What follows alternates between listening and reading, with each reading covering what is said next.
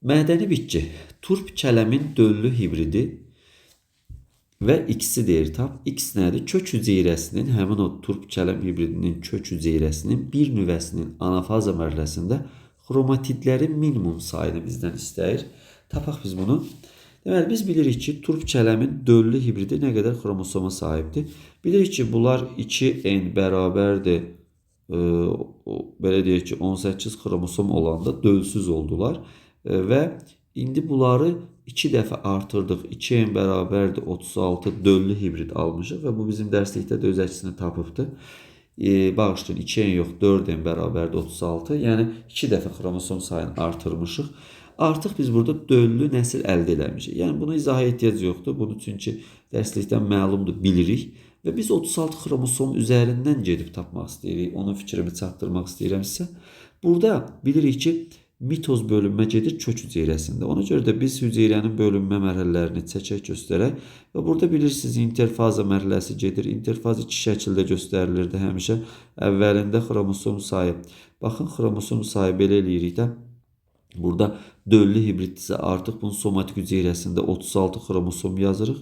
36 xromosom yazırıq interfazada və burada xromatid sayı belə deyək ki 36 əvvəlcə olduğu kimi qalmışdı. 36 idi. Sonra isə 36 72 xromatid olur. Xromosom sayı olduğu kimi qalır. Xromatid sayı isə 2 dəfə artır. Sonra gəlirdi bunun profaza mərhələsi. Profaza mərhələsi də eyni ilə 36 xromosom sayıdır. 72 xromatiddir. Çölə yazdığım xromatiddir. Profaza mərhələsi qeyd elədim. Profazdan sonra metafaza mərhələsi gəlir. Metafazda xromosomlar yenə eyni ilə 36 və 72 olaraq qalır.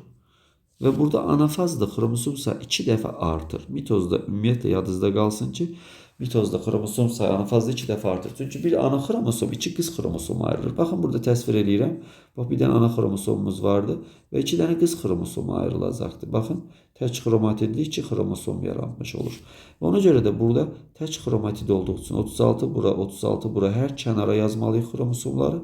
Tək xromatid olduğu üçün də bunu bu qaydada qeyd edirik. Bizdən bu mərhələni soruşduğu üçün bu anafaza mərhələsidir və burada xromosom sayı ana hüceyrə ilə müqayisədə 2 dəfə artıq olur və 72 xromosom düzgün cavab olaraq tapmış olaraq. Sona qədər bu bölünməni aparaq. Bilirik ki, metafaza, anafazdan sonra telofaza gəlir. Telofaz da iki şəkildə göstərilibdir və burada yenə eyni ilə əvvəlcə nüvələr formalaşacaq. Xromosomlar anafaza mərhələsindəki kimi olacaqdır və sonda bölünür, 2 hüceyrə yaranırdı. Hər hüceyrədə xromosom sayı ana hüceyrə ilə eynisi olacaqdır.